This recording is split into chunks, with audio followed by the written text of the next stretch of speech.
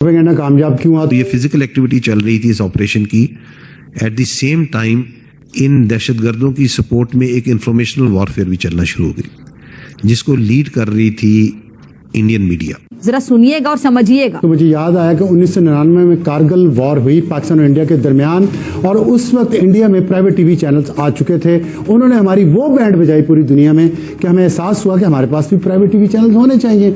लेकिन इस दौरान मार्शल लॉ लग गया और फिर मुशर्रफ साहब आए, तो उसी दौरान इंडिया का एक तैयारा अगवा हो गया, जिसका जिक्र मैंने कल भी किया था। वीडियो सामने आ रही है जिसको क्लेम किया जा रहा है कि जनाब बलूचिस्तान के अंदर जो है वो इंडिया का झंडा लहराया गया है। लेकिन पूरी पाकिस्तानी कौम अभी तक एक सकते में है और सोच में पड़ी है। इन्होंने ये एक 12 सेकंड की वीडियो जो है वो जारी की है और उसमें इन्होंने लिखा हुआ है, खुद लिखा हुआ है, somewhere in Balochistan 2 Baloch kids with flag of Balochistan and India, और लिखा है जी बलूचिस्तान इज नॉट पाकिस्तान। जब भी कोई ऐसा वाकया होता है जैसे जाफर एक्सप्रेस ट्रेन का हुआ, तो पाकिस्तानी मीडिया को खबरें वसूल करने का जो सोर्स है वो ड्राई हो जाते हैं, खत्म हो जाते हैं, हमें कोई खबर नहीं मिलती, हम ब्लैकआउट हो जाते हैं। और इंडियन मीडिया इस दौरान इस वैक्यूम में काम करता है, जैसे उसे 1999 में किया। उस वक्त तो पाकिस्तानी टीवी चैनल थे नहीं, अब तो हैं, लेकिन अगर हमारे पास इनपुट नहीं आएगा, हमारे पास खबर नहीं आएगी, हमारे पास ताज़ा तरीन मुसद्दिका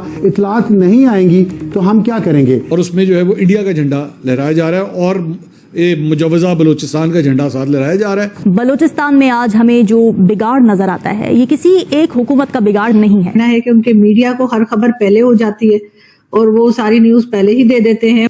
हम लाते हैं टॉक शोज और अनलिमिटेड एंटरटेनमेंट सिर्फ YouTube पर। अगर आपने अभी तक हमारा चैनल सब्सक्राइब नहीं किया तो अभी सब्सक्राइब करें और बेल आइकॉन को क्लिक करके हमारी लेटेस्ट वीडियोस के बारे में अपडेट जानें। उनका कहना है कि उनके मीडिया को हर खबर पहले हो जाती है और वो सारी न्यूज पहले ही दे देते हैं। वो जो है जाफर एक्सप्रेस की बात नहीं कर रहे थे, बाकी जो इंसिडेंट्स हुए उनके लिए कह रहे थे। तो कह रहे थे ऐसा कैसे होता है कि वो पहले से लगा देते हैं खबर, तो उनको पहले मालूम होता है। तो मैंने उन्हें समझाने की कोशिश की लेकिन वो नहीं समझ पाए। तो बलूचिस्तान एंड इंडिया, और लिखा है जी बलूचिस्तान इज नॉट पाकिस्तान। अब मुझे सिर्फ एक बात बताइए, मुझे नहीं पता, मैं सारी बात इन्होंने बताया नहीं वो ये वीडियो कहाँ की, लेकिन ये इन्हीं के हमायती अकाउंट्स हैं जो पोस्ट कर रहे हैं और उसमें जो है वो इंडिया का झंडा लहराया जा रहा है और मुजवजा बलूचिस्तान का झंडा साथ लहराया जा रहा है। नारे जड़े बाहर मार रहे हैं वो ये है जी पाकिस्तान का न्यूक्लियर प्रोग्राम बंद करें। ये किस किस्म की आज़ादी चाहिए आपको? ये किस किस्म के राइट्स के लिए काम हो रहा है कि जिसमें आप बेसिकली पाकिस्तान का न्यूक्लियर प्रोग्राम बंद करवाना चाह रहे हैं और अब इंडिया का झंडा क्यों लहरा रहे हैं यहाँ पे? इंडिया का क्या लेना देना आपके साथ? आपकी तो अपनी एक जिसे कहते हैं बिल्कुल एक ऑर्गेनिक किस्म की होनी चाहिए ना आपकी तहरीक। हम खामोश बैठे रहेंगे और जो पाकिस्तानी मीडिया बैठा रहा, जिससे 2 नुकसान हुए। एक तो ये कि इंडियन मीडिया को खुला फील्ड मिला और वो उन्होंने प्रोपेगेंडा किया, और दूसरी तरफ पाकिस्तान के पास एक मौका था दुनिया को अपनी स्टोरी बताने का कि ये दहशतगर्द हमारे साथ क्या कर रहे हैं, हमारी औरतों बच्चों के साथ क्या कर रहे हैं। हमने वो मौका भी गंवा दिया। तो क्यों? इसलिए कि हमने खुद ही अपने आप को सेंसर कर लिया है। इस पर जरा अपनी पॉलिसी पे गौर करें और यहाँ भी rules of the game change करें, क्योंकि एक्स जिस पे प्रोपेगेंडा होता है वो पूरी दुनिया में कर रहे थे, हमारे यहाँ एक्स बंद था। जो करना भी चाहे वो कुछ नहीं कर सकता। तो थोड़ा सा री स्ट्रेटेजाइज करें अपनी सोच को भी और अपनी पॉलिसीज को भी। कारगिल वाला हाल ही हमारे साथ आज भी 26 साल बाद हो रहा है। तो जर्नलिस्ट, आपको क्या लगता है कि इंटरनेशनल मीडिया जिसमें भारत भी शामिल है, उसके पास पाकिस्तान की न्यूज पहले आ जाती है, इसको क्या समझा जाए? देखिए, पहली तो बात यह है कि जितने भी लोग नेशनल सिक्योरिटी कवर करते हैं या फॉरेन पॉलिसी कवर करते हैं या कोई भी बीट ऐसे कवर करते हो, तो ऑब्वियसली उनके पास खबर तो हमेशा रहती है। लेकिन बात यह है कि क्या आप वो खबर सोशल मीडिया पे डालना चाहते हैं और क्या वो खबर आप टेलीविजन चैनलों पर दिखाना चाहते हैं, क्या वेबसाइट्स पे अखबारों में वो खबर आप डालना चाहते हैं कि नहीं। पाकिस्तान में या बहुत सारे ऐसे देश भी हैं पाकिस्तान की तरह जहां पर हमने देखा है कि जो रिपोर्टाज है या जो ब्रेकिंग खबर है या कुछ भी ऐसा वाकया होता है तो कुछ चीजें वो देखकर रिपोर्ट डालते हैं, या फिर हम बोलें कि उसकी साफ सफाई होती है रिपोर्ट की, उस पर थोड़ा झाड़ू चलता है, थोड़ा पोंछा चलता है, फिर वो रिपोर्ट आती है। जैसे चाइना में देखें, चाइना में स्टेट मीडिया है पूरी तरीके से, कोई भी प्राइवेट मीडिया नहीं है, इंडिपेंडेंट मीडिया नहीं है। जो भी कुछ चाइना में है वो एक चाइना जो कम्युनिस्ट पार्टी है उसके अंडर वो आता है। अलग अलग जो कम्युनिस्ट पार्टी की ब्रांचेस हैं उनको मीडिया दिया हुआ है। पाकिस्तान में भी ये है। पाकिस्तान की मीडिया को तो मैं कहूंगा, हालांकि पाकिस्तान में भी बहुत ही ब्रेव और दलेर जर्नलिस्ट हैं, लेकिन बहुत हद तक जो टीवी चैनल हैं उसके जो जर्नलिस्ट हैं वो ISPR जर्नलिस्ट बन गए हैं। उनको अब मुझे नहीं पता उनको ISPR से पैसा मिलता है या ISPR से डर है या कुछ ऐसा लगता है कि एनफोर्स डिसअपियरेंस हो जाएगी, क्योंकि बहुत सारे पत्रकार मेरे को ऐसे भी पता है पाकिस्तान में जिनको पाकिस्तान छोड़ के जाना पड़ा, बाहर रहना पड़ा, और वो लोग भी बाहर से या तो यूट्यूब पे अब खबरें चलाते हैं या अपनी अपनी वेबसाइट्स बना रखी हैं या अलग अलग पेजेस बना रखे हैं।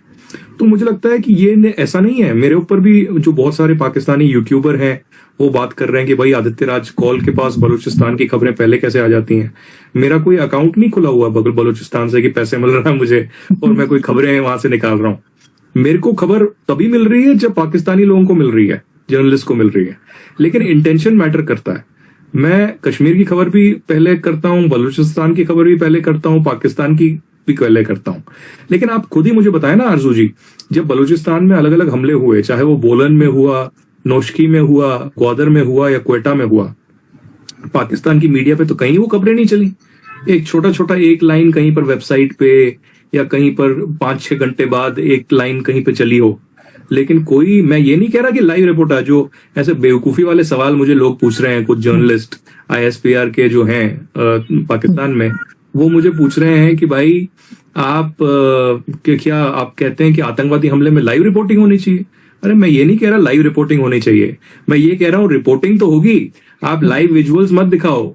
आप ये बेवकूफी वाली बातें मत करो कि लाइव विजुअल्स, अरे लाइव विजुअल्स, हमारे भी आतंकवादी हमले जब होते हैं हम लाइव विजुअल्स नहीं दिखाते।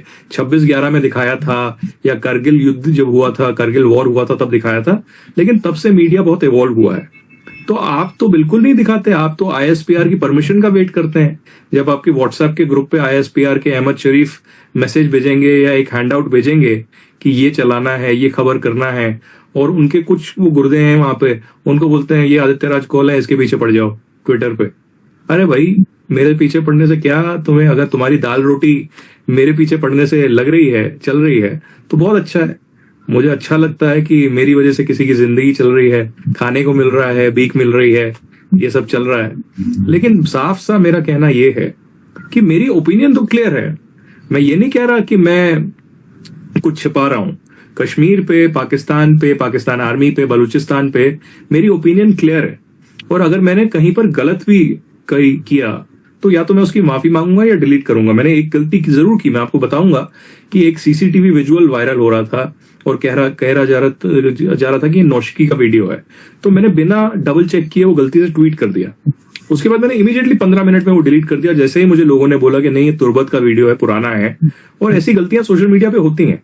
लेकिन ये बताना, अरे भाई तुम जफर एक्सप्रेस का न्यूज पहले कैसे चला रहे हो, तुम्हें कैसे पता है? अरे मेरे पास सैटेलाइट फोन थोड़ी ना है जो BLA के लोग मेरे साथ सैटेलाइट पे बोल रहे हैं भाई तुम हमारी खबर छाप दो। ऐसा नहीं होता। तो आपको ये वीडियो कैसा लगा कमेंट बॉक्स में जरूर लिखिए। इस वीडियो को लाइक कीजिए, शेयर कीजिए, सब्सक्राइब करना ना भूलिए आपके चैनल EFC और जेड को। तो मिलते हैं अगली वीडियो में। जय हिंद।